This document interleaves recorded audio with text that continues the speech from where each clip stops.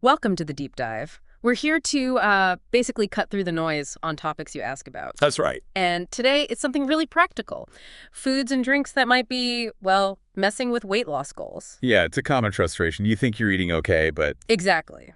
So our mission is to look at 10 specific items based on the info and research provided and understand why they could be a problem. we want to give you that solid evidence-based insight. Right. So you can make informed choices without, needing a nutrition degree. We'll hit 10 categories, explain the why, and touch on the science. Ready to jump in. Absolutely. We've dug into the studies, health guidelines, Yeah. distilled it down. It's pretty interesting how different foods affect us beyond just calories. Okay, first up, snack foods. Like the classic culprits, potato chips, those cheesy snacks. What's the story there? Well, the interesting thing is how they're usually made. It's often this combination of high fat and refined carbs. Now, on their own, maybe not terrible in small amounts, but some research, I think it was Yale, pointed out that when you eat fat and sugar, or fat and refined carbs together, Yeah. it really amps up the reward system in your brain, like big time. So it's that combo. It makes your brain go, more, please, Yeah. even if you're not hungry. Precisely. It can sort of override your body's natural I'm full signals. Yeah. Makes it super easy to just keep going. Yeah, I think we've all been there with a bag of chips. You intend to have a few and then... Right. It's that mechanism at play. Really Yeah. powerful. Okay, totally get that. Let's move to the next one. Probably less surprising, but maybe the details are sugary drinks. So juices, sports drinks, fancy sweet coffees. Yeah, the main issue here, and research backs this up, is that you get a lot of calories, but they don't make you feel full. Because they're liquid. You don't chew them. Exactly. They kind of bypass those satiety signals. It's like the calories sneak in without your body really noticing in the same way as solid food. Got it. Plus, that liquid sugar hits your bloodstream really fast, big blood sugar spike. Uh-huh. And when that happens, your body pumps out insulin to handle it. But if there's too much glucose floating around, insulin's other job is to, well, store the extra energy Oh. as fat. So it's a double whammy, calories that don't fill you up, and they encourage fat storage. You got it. Makes plain water or unsweetened tea look pretty good, doesn't it? Definitely. Okay, category 3, refined carbs. Thinking white rice, white bread, maybe udon noodles. Yep. The key concept here is the glycemic index, or GI. These foods generally have a high GI, Meaning they break down fast. super fast. So you get another rapid rush of glucose into your blood, another big insulin response, just like with the sugary drinks. Right. And studies like from Harvard Health point out they lack the fiber you find in whole grains. Fiber really helps slow everything down, gives you more stable blood sugar. So it's less about no carbs ever and more about choosing the slower burning high fiber ones? Exactly. That fast spike from refined carbs often leads to a crash later, which can actually make you feel hungry again sooner. The roller coaster effect. Yeah, and all the while, that extra insulin is promoting fat storage. Yeah. Whole grains give you that steadier energy release. Good way to think about it. Okay, how about those things that smell amazing from the bakery? Like commercial sweet buns, croissants. Oh, yeah, tempting but often problematic. They're usually loaded with both sugar and fat. Very calorie dense. Like how dense are we talking? Well, some food composition data shows single servings can easily pack 400, even 500 calories or more. Wow, for one item. And because of the sugar, they also tend to have that high GI, causing the blood sugar spikes we keep mentioning. It's hitting you from multiple angles, calorically and hormonally. High calories, high fat, high sugar, high GI. Definitely checks a lot of the hinders weight loss boxes. More of a treat, for sure. Definitely an occasional thing, not an everyday snack. Okay, next, alcohol. You mentioned beer and cocktails might be particularly tricky. That's right. First, alcohol itself has calories, about 7 per gram. That adds up, especially in beer or cocktails, which often have added sugar too. Okay, the calories themselves. But there's more.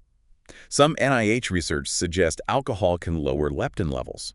Leptin is the hormone that tells your brain you're full, you're satisfied. So you drink, you get calories, but you might actually feel less full or even hungrier. Exactly. And it can also slow down fat metabolism. Your body prioritizes getting rid of the alcohol, so it's less focused on burning fat for energy. Okay, so calories in, feeling less full, and your fat burning slows down. That's not ideal. Not ideal for weight management, no. It's a triple threat, really. Definitely food for thought for happy hour. Now, this next one might catch people out. Misleading healthy options like store-bought fruit yogurt or granola. Yes, this is where marketing can be really deceptive. Plain yogurt, great. Oats, fantastic. But the pre-packaged versions, often loaded with added sugar. Really? Like how much? Well, some data, I think, from the Japan Dietetic Association showed certain single-serving fruit yogurts can have the sugar equivalent of like 5 sugar cubes or more. 5. Wow, that's hidden sugar for sure. And granola, I guess, often has added sugars and oils too to make it crunchy and sweet. Absolutely. Those additions pile on the calories and sugar, leading right back to those blood sugar spikes. You think you're choosing healthy, but you're getting a hefty dose of sugar you didn't bargain for. So you really have to read the labels, even on stuff that looks healthy. Got to be a bit of a detective in the supermarket aisle. Okay. Next up, salad dressings and commercial sauces, like sesame dressing, barbecue sauce, things you just drizzle on. Yeah, these are sneaky. You have this lovely, healthy salad, Right. Lots of veggies. and then you drown it in dressing. Those dressings and sauces can pack a surprising amount of calories, mostly from added sugar and oil. So even a small amount adds up. It can easily add, say, over 100 calories, sometimes more, to what you thought was a light meal. And again, often high in sugar, affecting blood sugar, Turning a healthy base into something less helpful. without even realizing it sometimes. Okay, what about desserts? Specifically frozen and dairy ones, ice cream, pudding, that kind of thing. The classic combo of milk, fat, and sugar. Very appealing. What makes them easy to overdo is often the texture and temperature.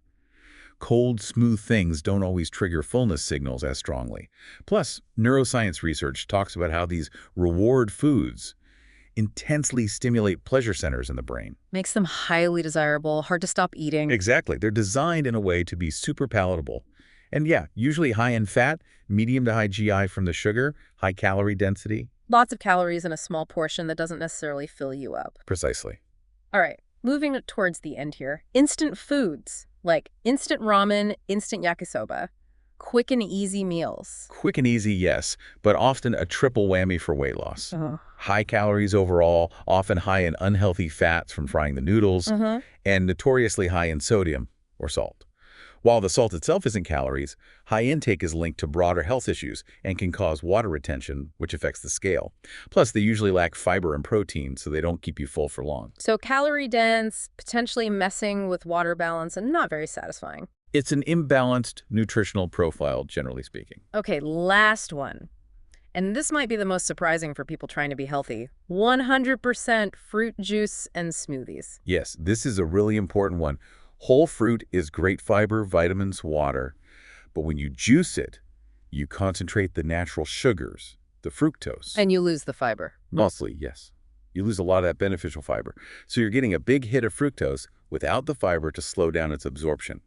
Some research suggests that this concentrated fructose, especially from drinks, is easily converted to fat by the liver. Even from 100% juice, no sugar added. Even then, it can potentially contribute to visceral fat, the fat around your organs.